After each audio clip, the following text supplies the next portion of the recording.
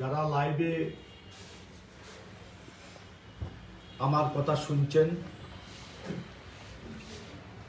এবং শুনবেন,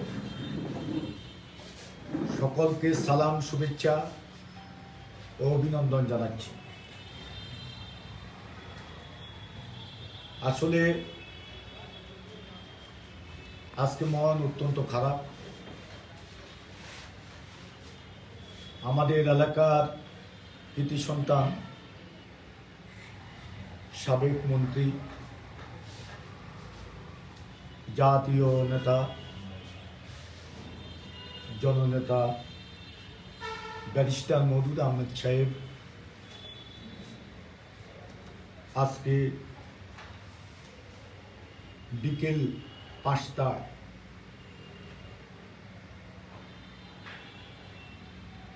তাকে তার মা বাবার কবরের পাশে সমাধিস্থ করা হবে। ইতিমধ্যে আপনারা জেনেছেন তিনি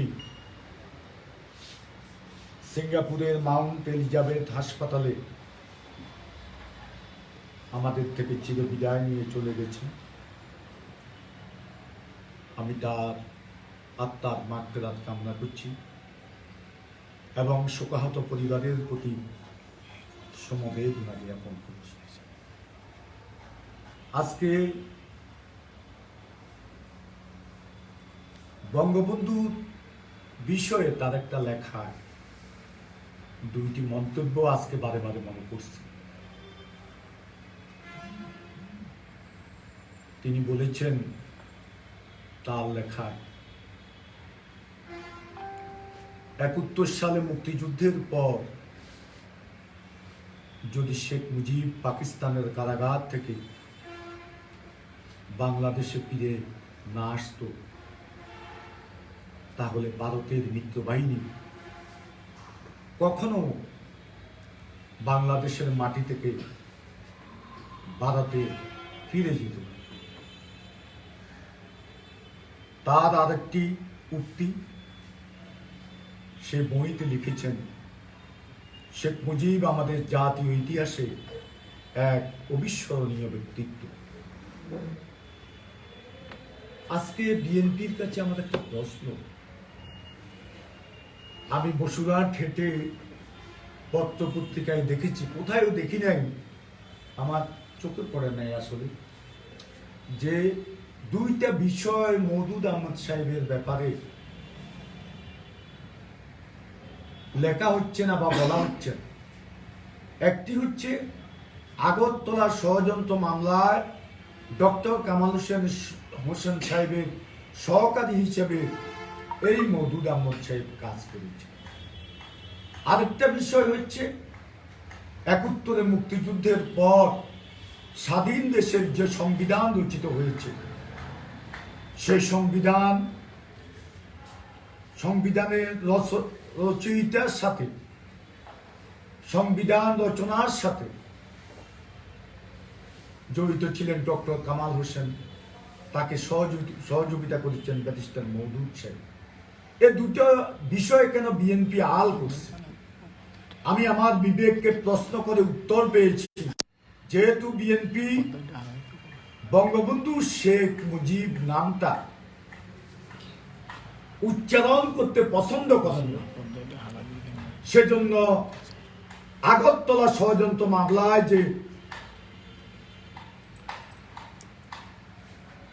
মওদুদ সাহেব সহযোগিতা করেছে সে কথা বলছেন। আর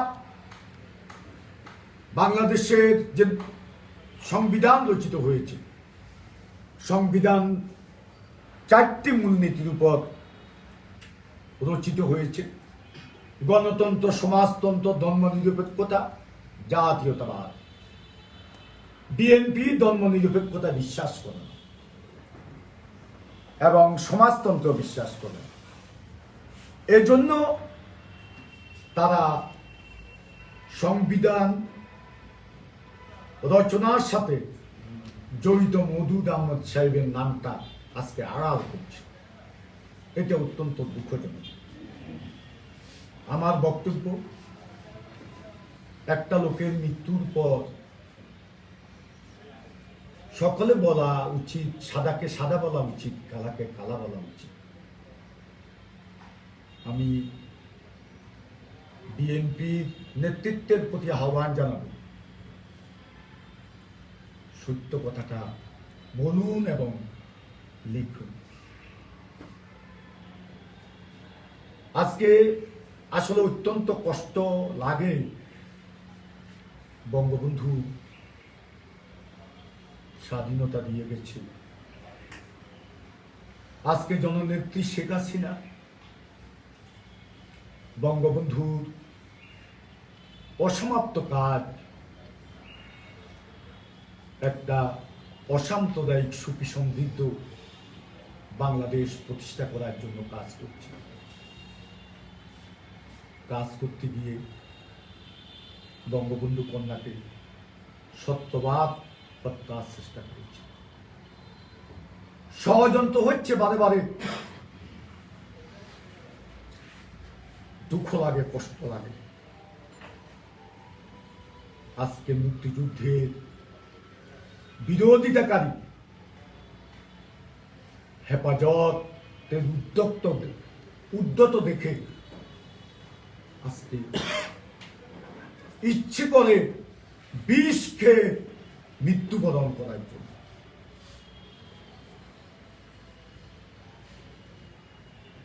অত্যন্ত দুঃখজনক, মুমিনুল হক নামে একজন হেফাজত নেতার বিরুদ্ধে একটা হিন্দু ছেলে কটূক্তি করেছে। আসলে আমাদের দেশে প্যাক আইডি খুলে অনেকের বিরুদ্ধে এভাবে মিথ্যাচার করা হয়। আমার নামেও প্যাক আইডি খুলে মিথ্যাচার করা হয়েছে। এই ছেলেটাকে আজকে, এটা একটা কৌশল, এই ছেলেটাকে আজকে তাকে ব্যবহার করে, তার নাম ব্যবহার করে শেখ হাসিনার বিরুদ্ধে, বঙ্গবন্ধু কন্যার বিরুদ্ধে আরেকটা ষড়যন্ত্র আজকে হচ্ছে। সেই ছেলে হচ্ছে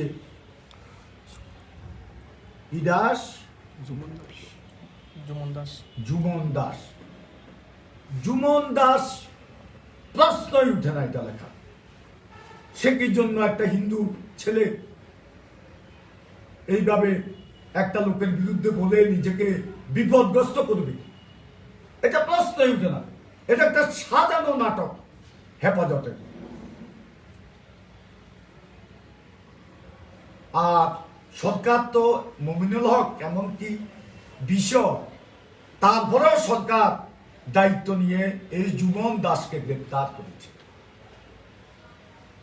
হেফাজতের লোকজন বলেছে আমরা বিচার পেয়েছি, আমরা সন্তুষ্ট, সরকারের উপর আমরা সন্তুষ্ট। এর পরে কেন ষড়যন্ত্র করে হাজার হাজার মানুষ 16 তারিখ রাত্রে হিন্দু পাড়া আক্রমণ করেছে? সেখানে সুনামগঞ্জের সাল্লা থানার নোয়াগ্রাম এলাকায় তাণ্ডব চালিয়েছে হিন্দু সমাজের উপর। তাদের প্রায় 20টিরও বেশি ঘর বাড়িতে আগুন লাগিয়েছে, ভাঙচুর করেছে। 8টি নিজস্ব মন্দিরে তারা ভাঙচুর করেছে, লুটপাট করেছে, আগুন লাগিয়ে দিয়েছে। এটা কেন? এই ঘটনাটা নরেন্দ্র মোদী, ভারতের প্রধানমন্ত্রী, বাংলাদেশে আসতেছেন।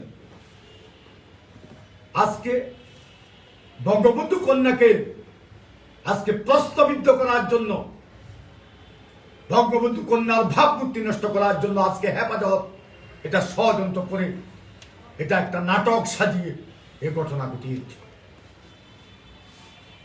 আমি সরকারের কাছে বলবো,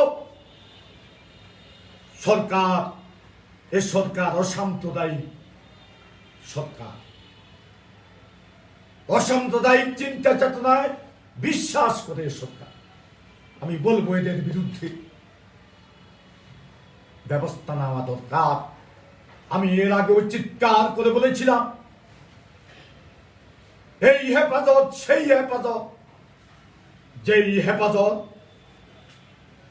ঢাকাতে শাপলা চত্বরে তাণ্ডব চালিয়েছে, মুসলমানদের কোরআন শরীফ পুড়িয়েছে তারা। সেদিন যারা সহযোগিতা করেছে সকল দলে, আমাদের দলের নিজাম হাজারীরা পানি দিয়ে এসেছে, সেটা পানি খাওয়াইছে তাদের। কেউ কেউ বিভিন্ন ভাবে সহযোগিতা করেছে। আজকে দুঃখ লাগে, কষ্ট লাগে। আজকে হেফাজতকে কারা আজকে মদত দিচ্ছে, এরাও বর্তমান সরকারের সাথে জড়িত। এটা এদেশের মানুষ জানে। যেদিন শাপলা চত্বর আক্রমণ করেছে, তারা পুলিশ বাড়িতে ঢুকে পুলিশ হত্যা করেছে। এত জঘন্য কাজ করার পরেও তাদের বিরুদ্ধে কোনো ব্যবস্থা নেওয়া হয়নি বিদায় বারবার তারা মাননীয় প্রধানমন্ত্রীর বিরুদ্ধে ষড়যন্ত্র করে যাচ্ছে। এরপরে বাংলাদেশে বঙ্গবন্ধুর ভাস্কর্য নির্মাণ করা হবে। যে নেতা দীর্ঘ 30 বছর বাঙালি জাতির জন্য সংগ্রাম করেছে, 14টি বছর কারাগার থেকে কারাগারে দিন কেটেছে, তিনবার ফাঁসির কাছে গিয়ে বাঙালি জাতির জয়গান গেয়েছে, যিনি আমাদের স্বাধীনতা দিয়ে গেছে, অর্থনৈতিক মুক্তির পথ রচনা করে গেছেন, সে নেতার ভাস্কর্য তৈয়ার করবে আজকে হেফাজতের কুলাঙ্গারেরা। আমি আমেরিকা ছিলাম, সেখান থেকে শুনেছি এই ভাস্কর্য ভেঙে ফেলবে, বুড়িগঙ্গা নদীতে ফেলে দেবে। আজকে মুক্তিযুদ্ধের প্রধান সংগঠন আওয়ামী লীগ ক্ষমতা, এর সাহস তাদেরকে কে দিয়েছে? আমি আমেরিকা থেকে এসে বাংলাদেশে শুনেছি কেউ প্রতিবাদ করেনি, শুধু প্রতিবাদ করেছে বীর চট্টলার বীর সন্তান মহিউদ্দিন চৌধুরী সুসন্তান আমাদের নওফেল উপমন্ত্রী। সে শুধু বলেছে বঙ্গবন্ধুর ভাস্কর্য যারা ভেঙে ফেলবে তাদের ঘাম উঠতে দেবে। আর কেউ প্রতিবাদ করেনি। প্রতিবাদ করেছি আমি, হাজার হাজার মানুষ দিয়ে। আমি আমেরিকা থেকে এসে এখানে প্রতিবাদ সমাবেশ, প্রতিবাদ মিছিল করেছি এবং ঘোষণা দিয়েছি কোম্পানিগঞ্জের মাটিতে যদি এই ভাস্কর্য বিরোধী কোনো মিছিল সমাবেশ হয়, কোনো কিছু হয়, সেটা জাত বাংলা জমাবান দেবে। সেদিন সরকারের কাছে সবাইয়ের কাছে অনুরোধ করেছিলাম কাকতি বিনতি করে প্রতিবাদ করার জন্য, প্রতিবাদ করেনি। আজকে কি করছে? এরপরে আওয়ামী লীগের কেন্দ্রীয় নেতা, একজন কেন্দ্রীয় নেতার এলাকা, সেখানে বঙ্গবন্ধুর ভাস্কর্য ভেঙেছে। গরিবের কথা বাসি উলিয়ে বলে চিৎকার করেছি। এরপরে কি দেখলাম আমি নাটক, তারপরে প্রতিবাদ সারা দেশে হলো। তাদেরকে নিয়ে প্রতিবাদ। আমি 2টা মানববন্ধনে গেলাম। সরকারি কর্মকর্তারা কিছু কিছু আছে, স্কুলের শিক্ষক, অনেকে জামাতে ইসলামের সাথে জড়িত, রাজাকার, তারাও এরপর প্রতিবাদ করলো। এই প্রতিবাদটা যদি যখন তারা এই ঘোষণা দিল, তখন এই প্রতিবাদটা যদি হতো, তাহলে কুষ্টিয়াতে কি এ ঘটনা ঘটতো? জননেত্রী শেখ হাসিনার ভাবমূর্তিকে নষ্ট করার জন্য, তাকে রাষ্ট্রীয় ক্ষমতা থেকে সরানোর জন্য আজকে এই ষড়যন্ত্র। শেখ হাসিনা এই দেশে বঙ্গবন্ধু গরিবের জন্য বাংলাদেশ কৃষক শ্রমিক আওয়ামী লীগ গঠন করেছিল, আপনারা জানেন। এক কবি বলেছে, তোমরা থাকবে তেতালার উপরে, আমরা থাকবো নিচে, তোমাদেরকে পূজা করব, সে কথা আজ মিছে। বঙ্গবন্ধু সেদিন এই কবির এই লেখায় অনুপ্রাণিত হয়ে তিনি বলেছেন, বিশ্ব দুই শ্রেণীতে বিভক্ত, শোষক আর শোষিত, আমি শোষিত মানুষের পক্ষে আছি। শোষিত মানুষ মানে গরিব মানুষ।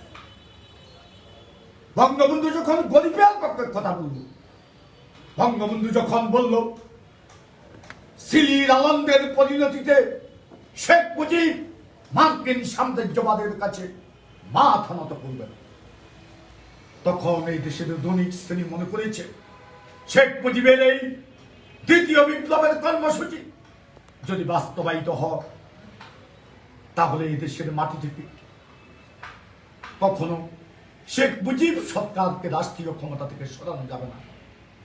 ধনিক শ্রেণী তাদের স্বার্থে 1975 সালের 15 আগস্ট কালো রাত্রিতে জাতির জনক বঙ্গবন্ধু শেখ মুজিবুর রহমানকে সপরিবারী সংসদ হত্যা করেছে। আজকে কষ্ট হবে। আমার নেত্রী শেখ হাসিনা এদেশের গরিব মানুষের জন্য যে কাজ বঙ্গবন্ধুর পদাঙ্ক অনুসরণ করে করছে, 70,000 গরিব মানুষের মধ্যে ঘর বিতরণ করেছে আমার নেত্রী। এটা বিশ্বের ইতিহাসে কোন রাষ্ট্রপ্রধান, সরকার প্রধান এ কাজ করতে পারেনি। সেই কাজটা গরিব মানুষের জন্য করেছে আমার নেত্রী শেখ হাসিনা। আজকে নিজস্ব অর্থায়ন, আজকে পদ্মা সেতু দৃশ্যমান, সারা বাংলাদেশের উন্নয়ন আজকে দৃশ্যমান। আমি মনে করি শেখ হাসিনা যদি বেঁচে থাকে, আগামী 3 বছর আল্লাহ যদি ওনাকে বাঁচিয়ে রাখেন, তাহলে এই দেশে কাজ করার মতো কোনো কিছু থাকবে না। আজকে গরিবের পক্ষে আমার নেত্রী কথা বলে, এই জন্য সত্যবাদ তাকে হত্যার চেষ্টা করা হয়েছে। তাকে আজকে নানাভাবে লাঞ্ছিত, তার ভাবমূর্তি নষ্ট করার জন্য নানা ষড়যন্ত্র চলছে। এই অবস্থায় আমরা বসে থাকতে পারি। আজকে নেত্রীকে কেউ কি সহযোগিতা করে? রাষ্ট্রপতি, মহামান্য রাষ্ট্রপতি আব্দুল হামিদ সাহেব ভালো মানুষ, সহযোগিতা দেন নেত্রী। নেত্রীকে সহযোগিতা দেন তার 2 সন্তান সজীব ওয়াজেদ জয়, ডিজিটাল বাংলাদেশের কর্ম, সব একনিষ্ঠ একটা মানুষ, মেধাবী। তার বেশভূষা দেখে আমি আশ্চর্য হয়েছি। বঙ্গবন্ধুর দরিদ্র বেশভূষা আসলে আমাকে আমি অত্যন্ত অভিভূত হয়েছি। আমার সাথে একবার দেখা হয়েছে। আর সাইমা ওয়াজেদ পুতুল আজকে শেখ হাসিনাকে আজকে সহযোগিতা করছে, সহযোগিতা দিয়ে যাচ্ছে আন্তরিকভাবে, অন্তর থেকে অটিজমের উপর কাজ করছে। আমি তার কাজে উৎসাহিত হয়ে এখানে একজন প্রতিবন্ধীকে আমি চাকরি দিয়েছি আমার কৌশল। আজকে কে কাজ করছে, কে সহযোগিতা করছে? আর সবাই তাদের নিজস্ব তদবির নিয়ে ব্যস্ত। ভালো মানুষ আছে আওয়ামী লীগের হাজারো হাজারো, তারা আজকে ঘরে ঢুকে গেছে। কেউ থাকলেও ভয়ে কথা বলে। আজকে অপরাজনীতির আজকে দুর্দণ্ড প্রতাপে আজকে আওয়ামী লীগ সরকারের ক্ষমতার ভাগিদার হয়েছে। আমি আজকে আরেকটি কথা বলি, সেটা হচ্ছে আমার এলাকার বিষয়। আমার এলাকাতে আমার বাড়ির পাশে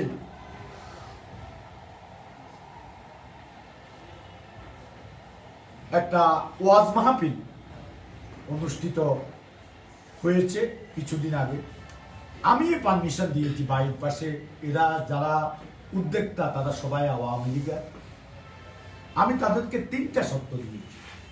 1 নম্বর শর্ত, সরকারের বিরুদ্ধে কোনো কথা বলা যাবে না। 2 নম্বর শর্ত দিয়েছি যে কোনো ধর্মীয় উস্কানি দেওয়া যাবে না।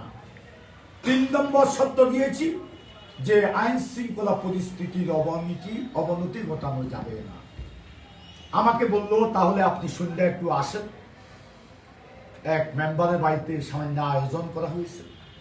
আমি গেলাম, সেখানে গিয়ে এক মাওলানা, তথাকথিত মাওলানা, ও আজ করছে যে ইসলামের জন্য কোনো সরকার কোনো কিছু করে না, শুধু আলেম ওলামারা করে, আর সেই আলেম ওলামাদেরকে সরকার জঙ্গি বানায়। এটা ট্যাপ আছে আমার কাছে, আমি শুনিয়েছি ঢাকাতে সাংবাদিক সম্মেলন। আর বলেছে হিন্দু বৌদ্ধ খ্রিস্টান ধর্মের কোনো হাফেজ নেই, তাদের ধর্মের কোনো ভিত্তি নেই। এটা কি ধর্মীয় উস্কানি না? আগের কথাটা কি সরকারের বিরুদ্ধে বলা হয়নি? তারপরে বলল সারা বিশ্বে শুধু মুসলমানের উপর অত্যাচার হয়, অন্য ধর্মের উপর অত্যাচার হয়। এই হেফাজতিদের জন্য শেখ হাসিনা কি না করছে বলেন? আমি ইউনো ওসি সাহেবকে শুনাইলাম, ডাকিনি, এই অবস্থা। ওনারা বললেন তো এটা জঘন্য, সরকার বিরোধী কথা বলছে, ধর্মীয় উস্কানি দিছে, এর বিরুদ্ধে ব্যবস্থা নেই। পরের দিন আমার শপথ ছিল, আমি আর খবর নিতে পারিনি, আমাকে দারুণ নিয়ে আক্রমণ করেছে নিজাম হাজারির সন্ত্রাসীরা। তারপরে চট্টগ্রাম আমাকে হামলা করেছে একরামুল করিম চৌধুরী ছেলের নেতৃত্বে, আমাকে সেখানে হামলা করা হয়েছে। যদি আমাদের ডিএজি সাহেব, চট্টগ্রামের ডিএজি সাহেব আমাকে সহযোগিতা না করতেন, তাহলে আল্লাহর অশেষ মেহেরবানি, ওনার সহযোগিতা আমি বাড়িতে ফিরে আসতে পেরেছি। তারপরেও আমার বিষয়টা স্মরণ ছিল। আমি জিজ্ঞাসা করলাম যে কি হয়েছে, এই লোকটাকে যে আমি পুলিশের কাছে হস্তান্তর করলাম, কি হইল? বললো যে 54 চালান দিছে, কোথাকার কে জানি নির্দেশ দিছে, 54 চালান দিছে, তার জামিন হয়ে গেছে। শুনে একটু কষ্ট পেলাম, প্রশাসনের উপর, দুজনের উপর একটু রাগও করেছিল, সত্য কথা। এর কয়েকদিন পর একরাম নিজামের লোকেরা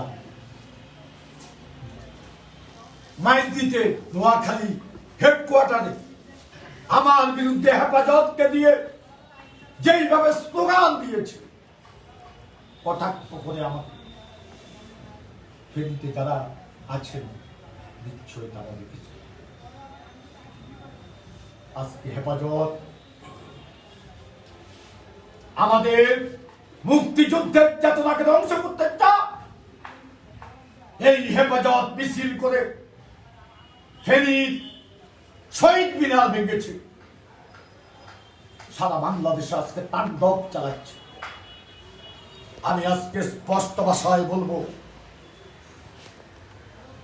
জননেত্রী শেখ হাসিনার প্রতি আমার আবেদন, এদের লাগাম টেনে ধরুন। আর যারা তাদেরকে সহযোগিতা করে, নিজাম হাজারি XYZ আমাদের দলে যারা আছে, তাদেরকে দল থেকে বহিষ্কার করে। এটা আর চলতে দেওয়া যায় না। হেফাজতে আজকে যে কর্মকাণ্ড করছে, জননেত্রী শেখ হাসিনাকে হত্যা, আজকে তারা পথ রচনা করছে। যেমন বঙ্গবন্ধু হত্যার পথ রচনা করেছিল গণবাহিনী। এ বিষয়টা ভাবতে হবে সরকার, এ বিষয়টা ভাবতে হবে বঙ্গবন্ধু কন্যা। আজকে মোদী আসছে, তার আগমনকে আজকে ব্যর্থ করার জন্য এটা একটা ষড়যন্ত্র কৌশল দেশের বিরুদ্ধে। হয়তো ভালো কোনো চুক্তিও হতে পারে, এটা ঈর্ষান্বিত করে ষড়যন্ত্র চলছে আজকে সরকারের বিরুদ্ধে। আরেকটি বিষয়, আজকে সকালবেলা ঘুম থেকে উঠে যুগান্তর পত্রিকা পড়লাম। যুগান্তরে আমার বিরুদ্ধে যেসব কথাগুলো লিখেছে, আমি এর তীব্র প্রতিবাদ আমি জানাচ্ছি। আমি আজকে বলতে চাই,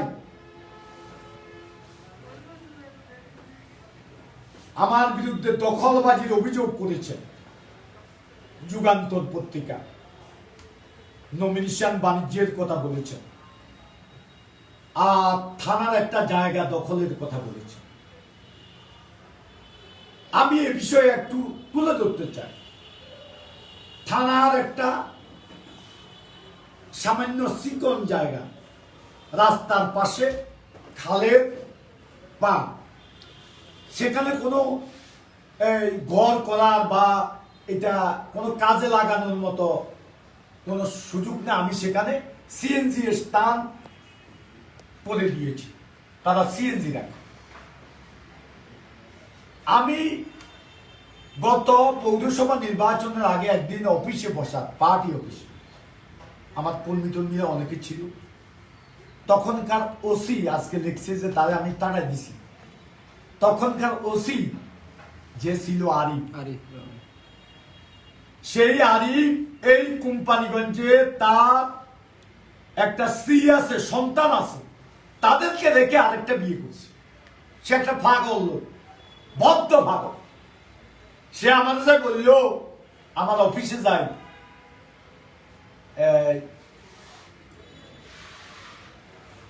আমাদের খুব সমীহ করি কথা বলল যে দেখেন, আপনার নির্বাচন কিছুদিন পরে,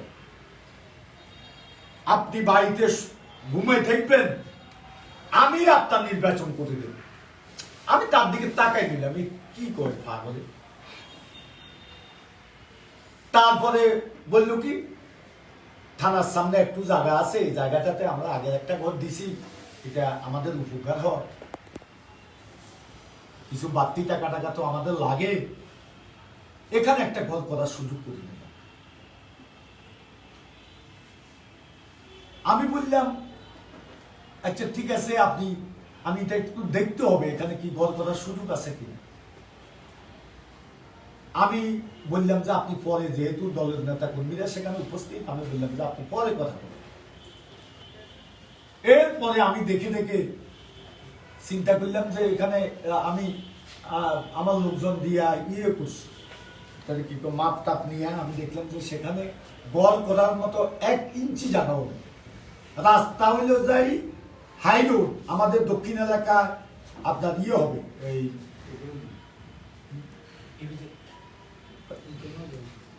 আমাদের দক্ষিণ এলাকায় এই যে ইকোনমিক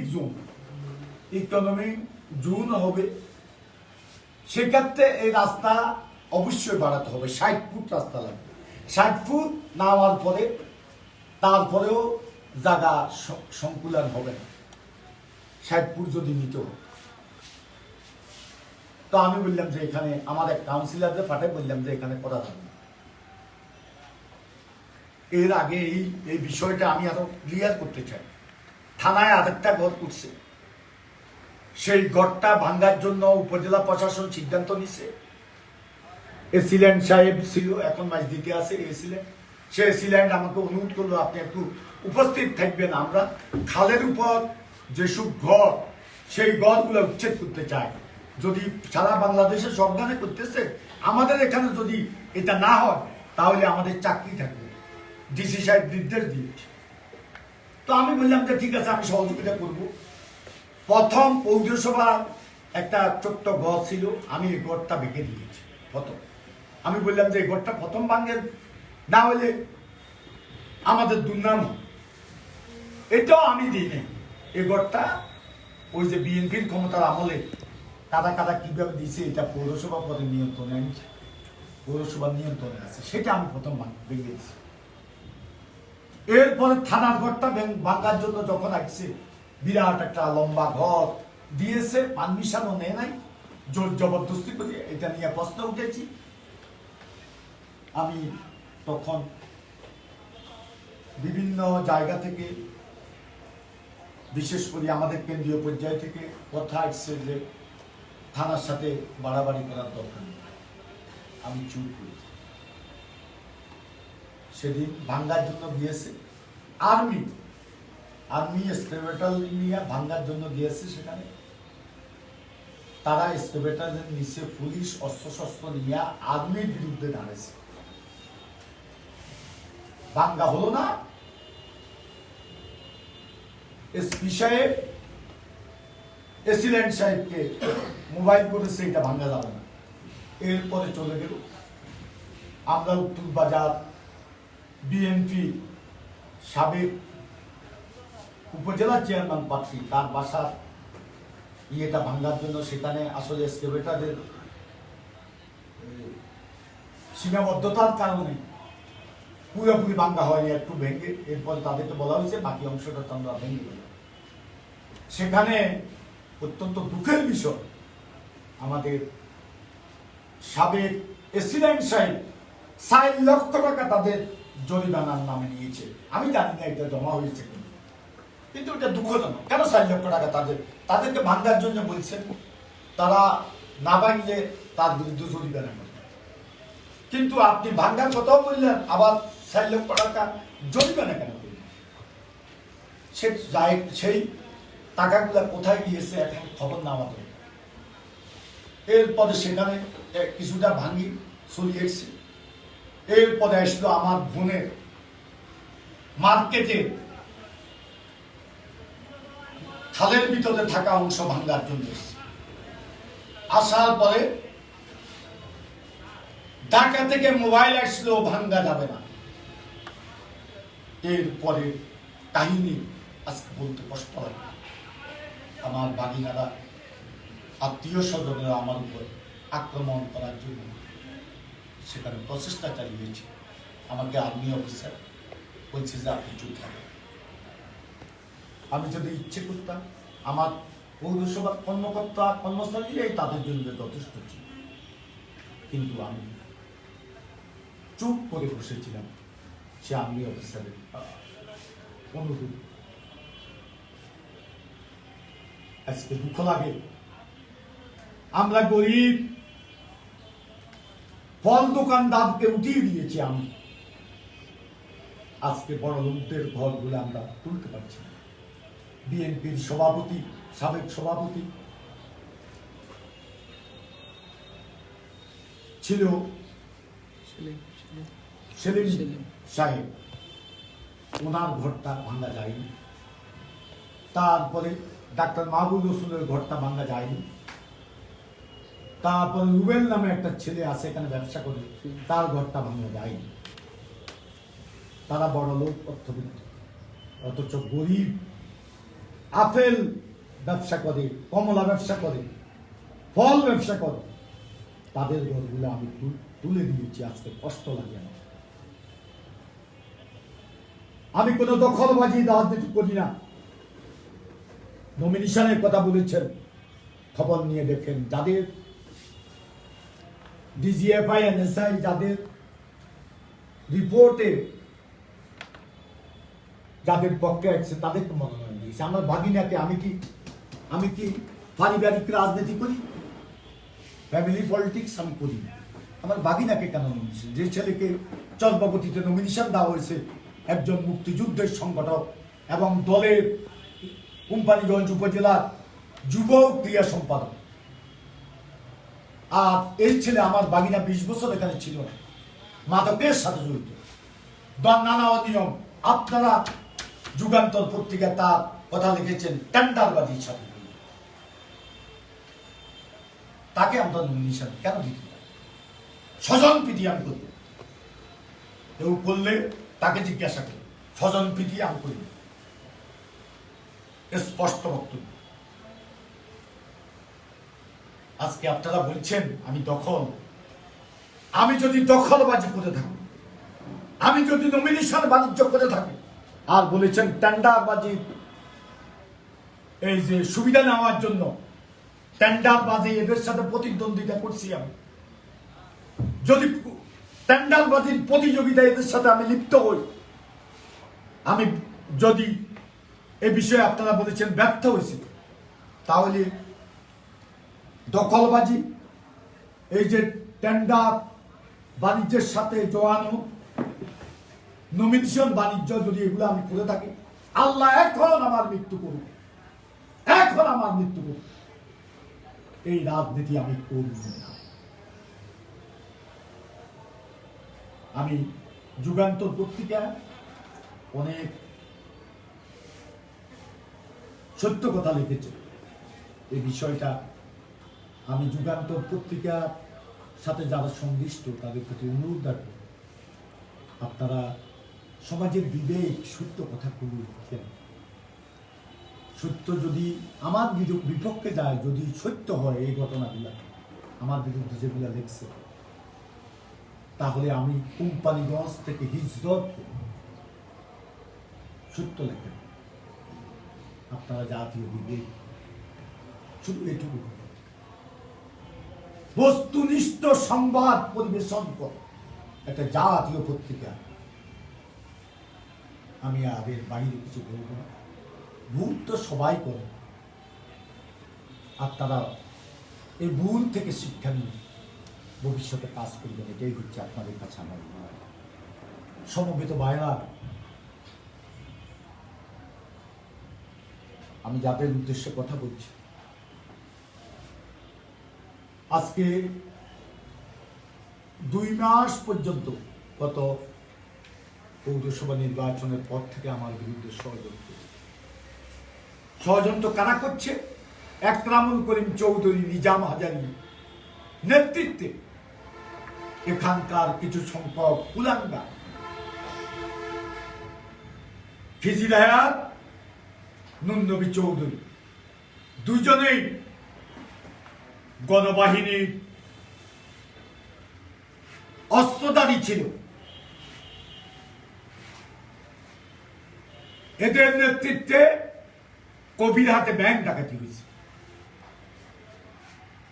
এই খিজির হায়াত 1971 সালে মুক্তিযুদ্ধের সময় আমার বড় ভাই ওয়াইদুল কাদেরকে হত্যা করার জন্য পরিকল্পনা করেছিল। এখানকার একজন মুক্তিযোদ্ধা খায়ের, এখানকার একজন দোকান মালিক, হোটেল ব্যবসায়ী, তার হুন্ডা নিয়ে তাকে মাহমুদুর রহমান বেলায়েত সাহেবের কাছে দিয়ে এসেছে। এই খিজিরাত সেই খিজিরাত, যে খিজিরাত আমাদের নেতা কামাল ভাইকে হত্যা করেছে, আমাদের নেতা নবী ভাইকে গুলি করেছে, আমাদের নেতা জামাল ভাইকে গুলি করেছে, আমাদের নেতা আওয়ামী লীগের সেক্রেটারি আমার মামা এমদাদুল হককে গুলি করেছে। এই খিজির হায়াত এখানে আদমের ধান্দা করে হাজার হাজার মানুষের বাড়িঘর পিঠে বাড়ি বিক্রি করে তাদেরকে নিঃশেষ করে দিয়েছে। এই খিজির হায়াত সিগারেটের স্মাগলিং করতো একসময়, নানা অপকর্মের সাথে জড়িত।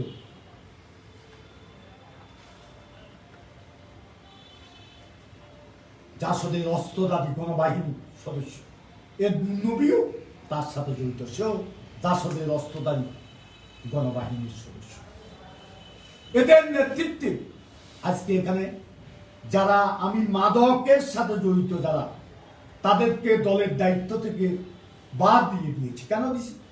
আমার নেত্রী শেখ হাসিনা বলেছে মাদকের বিরুদ্ধে আমি জিরো টলারেন্স নীতি ঘোষণা করলাম। নেত্রীর এ বক্তব্যে অনুপ্রাণিত হয়ে আমি তাদেরকে দলের দায়িত্ব থেকে সরিয়ে দিয়েছি। আমি বলছি যে তোমরা সরসরে যদি হড়ো আর মাদক বন্ধ করো, তাহলে দায়িত্বে আসতে পারে। তারা আজকে একত্রিত হয়েছে। বসুমার বাজারে যারা অনিয়ম লুটপাট করতেছে তারা আজকে একত্রিত হয়েছে। প্রশাসন, পুলিশ প্রশাসন কি জন্য খেপা সেটা বলছি, উপজেলা প্রশাসন কি জন্য খেপা। এখানে একটা তোয়া বাজার কোনোদিন ইজারা যায় আপনারা জানেন সবাই। তোয়া বাজার কখনো ইজারা দেওয়া যায় না, বন্দোবস্ত দেওয়া যায় না। তারা তোয়া বাজার বন্দোবস্ত দিয়া আজকে মাসোয়ারা খা। আমি এটার প্রতিবাদ করছি। সেখানে আমি তোয়া বাজার বলবৎ থেকে উপরে আমি করতে চেয়েছি, ওই যে পার্কিং, আমাদের এখানে পার্কিং নেই, পার্কিংয়ের ব্যবস্থা। আর একটা জায়গা দিয়ে আমি মার্কেট করার জন্য চাইছি। আরেকটা জায়গা এখানে শিশু পার্ক, আমি একটা ছোট শিশু পার্ক করছি, সেখানে সংকুলান হয় না, আরেকটা শিশু পার্ক করার পরিকল্পনা নিছি। এখন তারা সেখান থেকে টাকা খায়, টাকা নেই। এই কথাগুলা বলার পরে আর ওই যে হেফাজতের বিরুদ্ধে ব্যবস্থা নেওয়ার কথা বলছিলাম, ইউনোকে করেন নাই। ওই দুইটা ক্ষোভে তারাও এদের সাথে একত্রিত হয়ে অত্যন্ত দুঃখজনক হলো সত্য 6 বার আমার উপর আক্রমণ করেছে। সর্বশেষ যেদিন আক্রমণ হলো সেদিন এই উপজেলাতে তারা 2 ঘন্টা অপেক্ষা করেছে। সারা এলাকা থেকে ফেনী, নোয়াখালী, তারপরে সোনাগাজী, তারপরে চরাঞ্চল, উচ্চ সব জায়গা থেকে অস্ত্রধারীকে আনে জয় করিয়েছিল ইউনো সাহেবের অফিসের সামনে, একটা সরকারি অফিসে। সেখানে কিভাবে একত্রিত হয় যদি ইউনো সাহেবের সহযোগিতা না থাকে? তারা সেখান থেকে অস্ত্র নিয়ে কি বিভৎস কাণ্ড সেদিন ঘটিয়েছে। সেই কাল রাত্রিতে আমি অফিস রুমে বসে 3 জন সাংবাদিক, আমার দলের 3 জন নেতার সাথে কথা বলছি। হঠাৎ করে গুলি, আমার সহকারী আমার পাশে ছিল, তার পেটে গুলি লেগেছে। 3টে স্পিন্ডার এসে আমার গায়ে লাগলো। এরপর আমাকে সবাই ঘিরে আমাকে শোয়াই দিল। ওই ছেলেটা কাঁদছে। এই অবস্থায় পুলিশের ছত্রছায়া থেকে কিভাবে এই তাণ্ডব ঘটিয়েছে যদি আপনারা সচক্ষে না দেখতেন, সচক্ষে দেখলে বিশ্বাস করুন। 2000 গুলি আমার পৌরসভায় করেছে, 500 গুলি আমার রুমে করেছে। তারা একচেটিয়া এই ঘটনা ঘটালো। আজকে মামলা হচ্ছে আমার দলের নেতা কর্মীর বিরুদ্ধে, হত্যা মামলা, 167 জন আসামি। এর মধ্যে আমি, আমার ছেলেটা ঢাকায় অবস্থান করে, আমি নেত্রীকেও বলি, আমার প্রিয় নেত্রীকেও বলেছি, আমার ছেলেটা ঢাকা থাকে। আমার ভাই, ছোট ভাই, সে পাইলে কারো কোনো সমস্যা হইলে মীমাংসা করি। সে কখনো এসব বাড়াবাড়িতে কখনো ছিল না, রাজনীতিও করে না, হয়তো সমর্থক হিসেবে আছে। 167 জন আসামি। পুলিশ অ্যাসল্ট 3টা মামলা হল, 3টার মধ্যে 2টা মামলায় আমাদেরকে জড়াইছে, আরেকটা মামলা অজ্ঞাত লেখি পাঠাইছে। আজকে আমাদের ছেলেদের বাড়িতে গিয়ে আজকে হামলা করছে। আমাদের ছেলেদের বাড়িতে বেরিয়ে গিয়ে ডিবি পুলিশ আজকে হামলা করছে। নানা ধরনের দুঃখজনক। আজকে আমার 10 জন কর্মী আজকে কারাগারে আছে। 10 জনের মধ্যে একজন একরাম নামে একটা ছেলে, এখানে ছোট্ট একটা কোল কন্যা আছে, তার ডেলি 800 থেকে 1000 টাকা বিক্রি হয়। আমার এখানে ডাক্তার এসেছিল, ডাক্তার ওষুধ দিয়া তাকে পাঠাইছি আমার এখানে। 10 মিনিট ছিল। এই ছেলেটাকে পুলিশ অ্যাসল্ট মামলায় দিয়ে আজকে গ্রেপ্তার করে কষ্ট লাগে জেলে পাঠিয়ে। 10 মিনিট আমার এখানে শুধু ওষুধটা, আর আমাকে দেখছে। এই ছেলে কোনো রাজনীতির সাথেও জড়িত নয়, তাকে গ্রেপ্তার করে পাঠাচ্ছে। শুধু আমার এখানে আসছে, কেউ সেটা আজকে আমার সাথে যারাই চলে তাদেরকে রাত্রেবেলা দুপুর বিকেলে গিয়ে বাড়িতে বাড়িতে হামলা করছে। আমাদের একজন কর্মী কানসর চরকাকাতে বাড়ি, তার বাড়িতে এর আগে র্যাব পুলিশ অন্তত 3-4 তল্লাশি করে কিছু পায়নি। সেও ঢাকাতে মামলা জামিনের জন্য গিয়েছে। তার ঘরে আমাদের প্রতিপক্ষ যারা আছে তাদেরকে নিয়ে আপনার ডিবি পুলিশ ঢুকেছে। ঢুকি একটা ব্যাগে করে, কালো ব্যাগে করে একটা ব্যাগ নিয়ে ভিতরে ঢুকছে। ব্যাগটা ভিতরে রাখি, বাইরে আসি, মানুষকে দেখতেছে যে আপনারা আসেন একটু গড়টা চেক করি। ঢুকি, এই অস্ত্র একটা 5 গান, 2টা বুলেট দিয়া এই ঘটনাটা ঘটানোর তাকে তার বিরুদ্ধে মামলা করেছে। এটা মূলত আমি বলেছি যে আমি অস্ত্রের রাজনীতি করি না, এবং আমি বলেছি যদি এই ঘটনা বা যে কোনো সময় যদি আমি কারো হাতে অস্ত্র তুলে দিই, মুক্ত হত্যা করো, মুক্ত হত্যা করো, এ ধরনের কিছু করে থাকলে আল্লাহ আমার এখনই মৃত্যু করো। আমাকে বিতর্কিত করার জন্য, অস্ত্রবাজ হিসাবে চিহ্নিত করার জন্য আজকে কাণ্ড ঘটিয়েছে পুলিশ। দেখেন কি তাণ্ডব চলছে। আমার ছাত্রলীগের সেক্রেটারি আজকে মৃত্যুর সাথে পাঞ্জা লড়ছে। তাকে ভারত পাঠানোর জন্য আমি প্রক্রিয়া করছি। গতকালকে তার বাড়িতে গিয়ে তারা জেনেও হামলা করছে। অনেক কর্মীর বাড়িতে প্রতিনিয়ত ডিবি পুলিশ, এখানকার এই যে ওসি তদন্ত রবিউলের নেতৃত্বে এসব চলছে। মামলা আমরাও করেছি, আমাদের গুলা প্রথম গ্রহণ করেনি, পরে কোর্টে করেছি। আমাদের মামলা একজনকেও গ্রেপ্তার। আজকে আমার বিরুদ্ধে তাণ্ডব চলছে। এটা কিসের ইঙ্গিত? কিসের ইঙ্গিত? আজকে এই ঘটনাগুলা কারা ঘটাচ্ছে? এই ঘটনাগুলা কারা ঘটাচ্ছে? এটা আমার প্রশ্ন। আমি আজকে স্পষ্ট ভাষায় বলবো,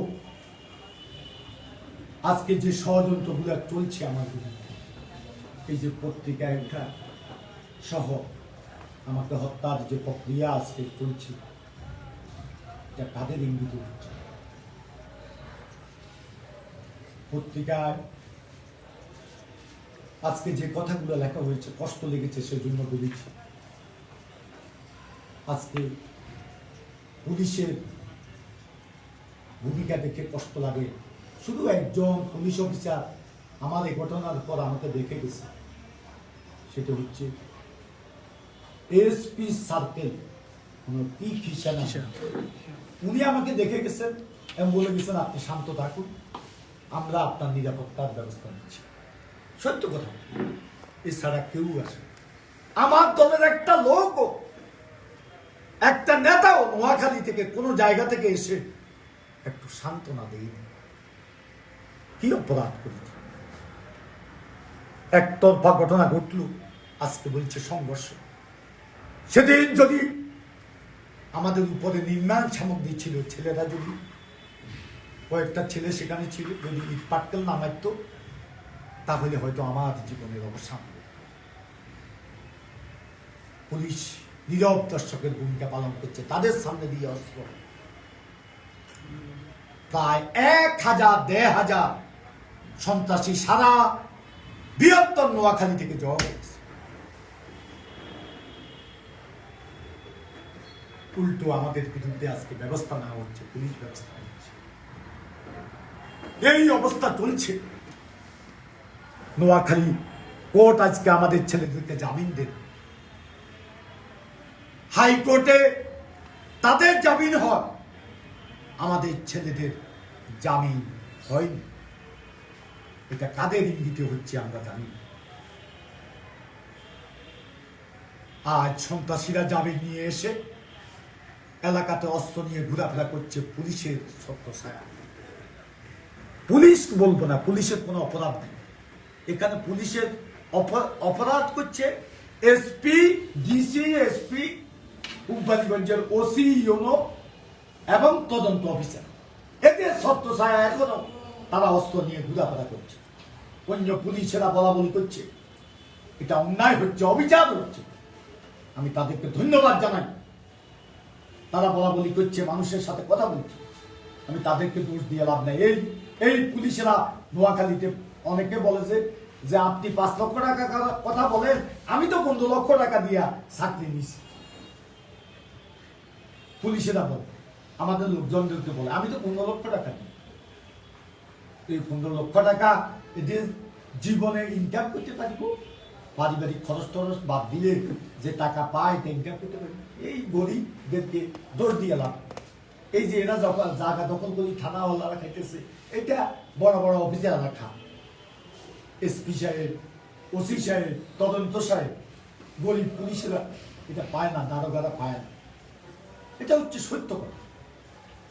আজকে আমি শুধু বলতে চাই, কোন অবস্থা এই অন্যায় বরদাস্ত করা যায় না। আমি সাহস করে সত্য কথা বলবো, যতদিন বেঁচে আছি আমার এই মুখ অনদুক্ত চক্ষু বন্ধ করতে পারবে না।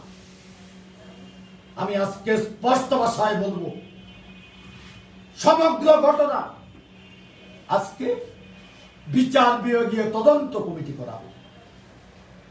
আর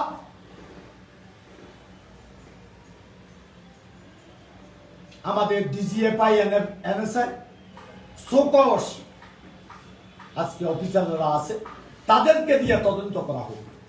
যদি আমি দোষী সাব্যস্ত হয় বা আমার অনুসারী কেউ দোষী সাব্যস্ত হয়, আমার পরিবারের কেউ যদি দোষী সাব্যস্ত হয়, তার বিরুদ্ধে ব্যবস্থা যদি না হয়, আমি কোনো প্রতিবাদ করব না, আমি মাথা পেতে।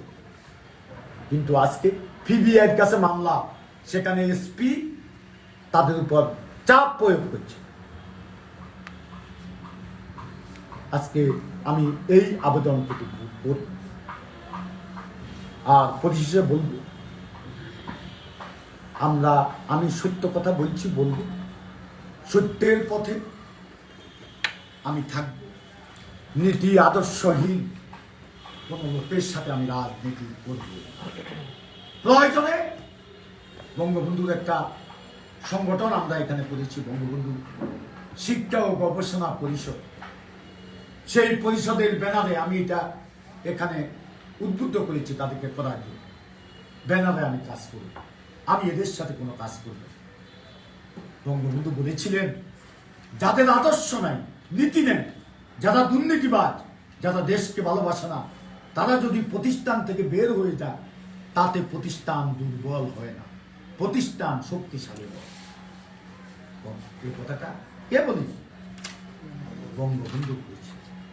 তারপরে আমাদের মাননীয় রাষ্ট্রপতি, মহামান্য রাষ্ট্রপতি মোহাম্মদ আব্দুল হামিদ সাহেব গত পরশুদিন বঙ্গবন্ধুর জন্মদিবসে বলেছিল, কিছু সুবিধাবাদী লোক রাজনীতিটাকে পেশা বানিয়ে ফেলেছে।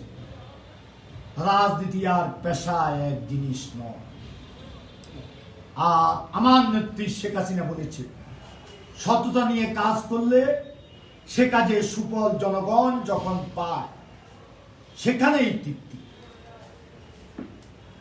আর বঙ্গবন্ধু দহিত্র ডিজিটাল বাংলাদেশের রূপকার সজীব ওয়াজেদ জয় বলেছেন, সৎ থাকলে একটা সুবিধা আছে, কখনো ভয় পেতে হয় না।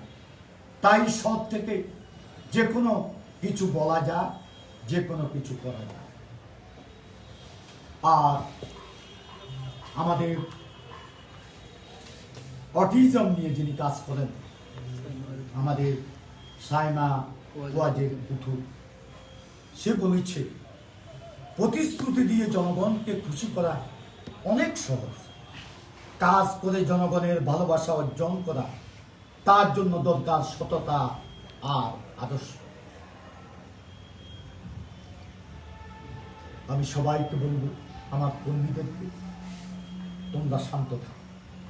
শত উস্কানির মাঝেও আমি এই কোম্পানিগঞ্জকে শান্ত দেখতে চাই। আমাদের এই প্রিয় কোম্পানিগঞ্জ আর অস্ত্রের যন্ত্রণানি আমরা দেখতে চাই না। আমি প্রশাসনের কাছে বলব, আপনাদের ক্ষোভ আছে, আমি সত্য কথাগুলো বলি এই জন্য। 70 বছর থেকে আমাকে দূরে সরানোর জন্য কত চক্রান্ত চলছে। আমি সত্য কথা আমি বলে যাব। আমি আপনাদেরকে অনুরোধ করব, একদিন আপনাদেরকে কবরে যেতে হবে, একদিন আপনাদের মাইক বাজবে। ষড়যন্ত্র করবেন না, চক্রান্ত করবেন না। সাদাকে সাদা বলুন, কালাকে কালা বলুন। যারা অপরাধী তাদের বিরুদ্ধে ব্যবস্থা, এই অপরাধ লোককে নিয়ে আজকে জজ মিয়াদের বিচার করবেন, জজ মিয়াদেরকে হয়রানি করবেন, এটা বন্ধ। কর্মীদেরকে বলবো শান্ত থাকবে। আমাদের মুক্তিযুদ্ধের একজন অন্যতম সংগঠক ছিল, যিনি তার লেখনী দিয়ে মুক্তিযুদ্ধের পক্ষে যিনি কঠিন কথাগুলো বলতেন, সেই সাংবাদিক মরহুম তোফাজ্জল হোসেন মানিক মিয়া বলেছেন, রাত্রি যতই গভীর হয়ে আসে, একটি আলো জলমল সুন্দর পৃথিবী ততই হয়ে আসে। আমার ভাইরা, আপনারা হতাশ হবেন। আমরা নতুন দিনের অপেক্ষা করছি। যতদিন রবে পদ্মা মেঘনা গৌরী যমুনা বহমান, ততদিন রবে কীর্তি তোমার শেখ মুজিবুর রহমান। দিকে দিকে আজ অশ্রু গঙ্গা, রক্ত গঙ্গা বহমান। নাই নাই বয়, হবে হবে জয়, জয় মুজিবুর রহমান। জয় বাংলা, জয় বঙ্গবন্ধু, বাংলাদেশ চিরজীবী।